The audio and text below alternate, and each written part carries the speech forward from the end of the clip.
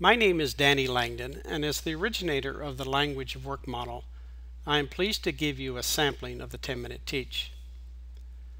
We have been using the 10-minute teach with literally thousands of individuals in various organizations to quickly get them up to speed on the 6 elements of the language of work, or performa as we simply refer to it.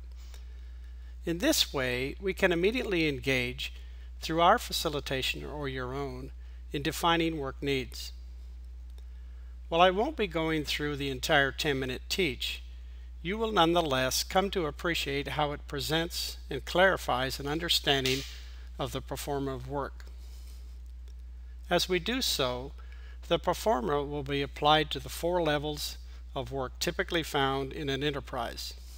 Let's get started. The language of work performa is comprised of 6 behaviorally related elements. These elements have a systemic relationship to one another. The first 3 elements I like to often refer to simply as the Henry Ford way of looking at work. What Ford had in mind was to produce outputs, that is, cars. He needed certain inputs, raw resources, people, and he used a process, in this case a manufacturing assembly line, to produce work.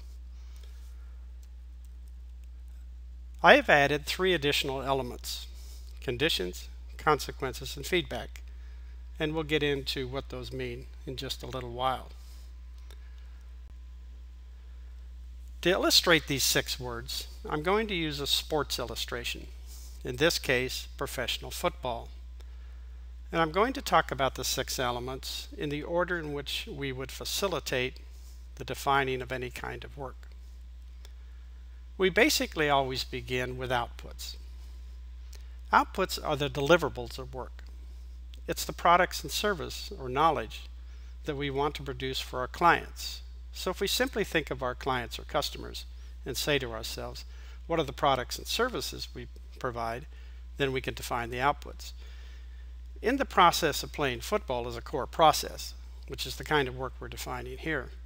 The outputs, of course, would be touchdowns, extra points, safeties, those kinds of things.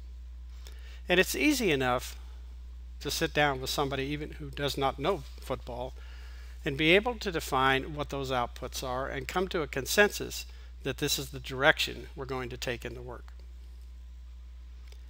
The second element of work is known as the inputs, and they come in 2 kinds. First, there are the resources. For example, we need a football, we need a player, a coach, some plays, things of that sort. Those are the resources. The other kind of input, just as important, of course, are the kinds of things that trigger the work, that get it started. In football, for example, it's when somebody kicks the ball or a play is called, perhaps it's the clock. That initiates the work. In business, we normally know this as client need, or perhaps it's a manager who requests something, or an executive, or another worker. Those are all inputs. The third element of work is referred to as conditions. A shorter version of this might be governances, and they come in 2 forms as well. There are typically external conditions that we have to comply with, the rules and regulations. In professional football, for example, those come from the National Football League.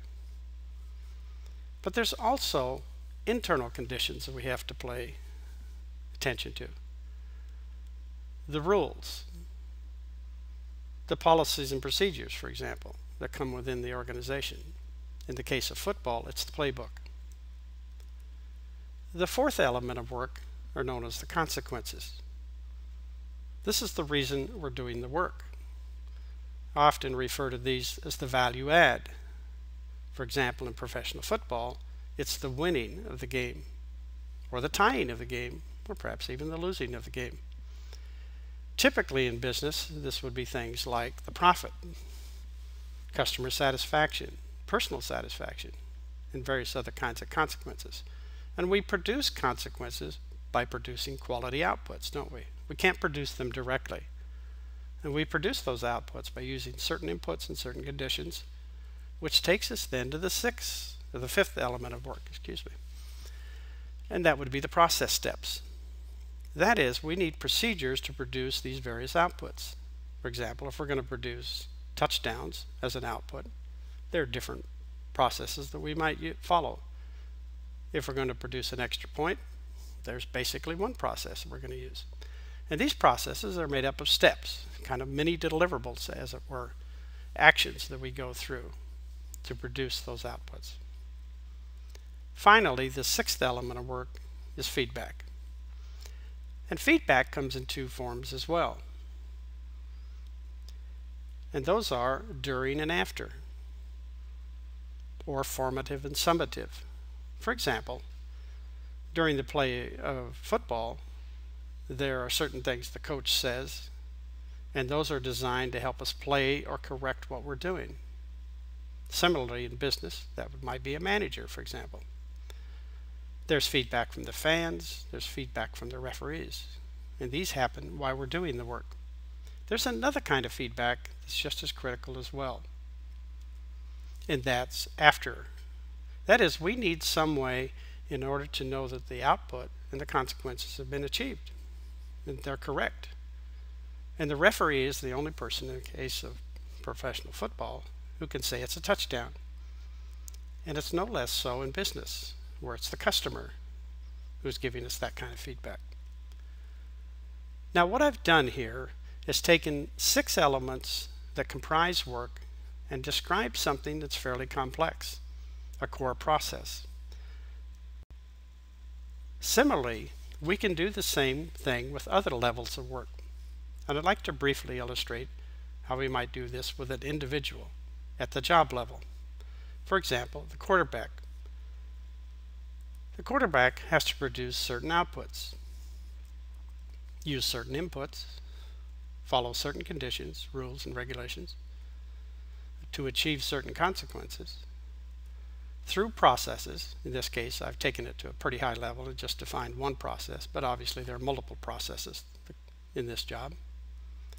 And of course, aided by feedback.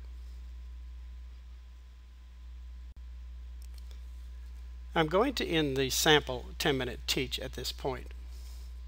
From here, the 10-minute teach goes on to graphically illustrate the application of the 6 work elements to other levels of work, including work groups, business units, and for use in defining work support. There is also a highly useful job aid for your use to remind you of the definition of each work element with useful examples as we do modeling sessions. We culminate the 10-minute teach with a brief summary of what is known as referred to as the Business Optimization Dashboard. This is simply a summary of where the performer can be applied in business and the order in which it should be applied if we were to do a complete, let's say, organization or reorganization of an enterprise.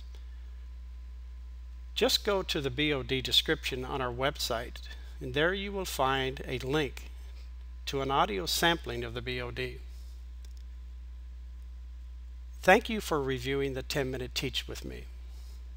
We would love to model one or more of your business needs in the near future. Thank you for listening.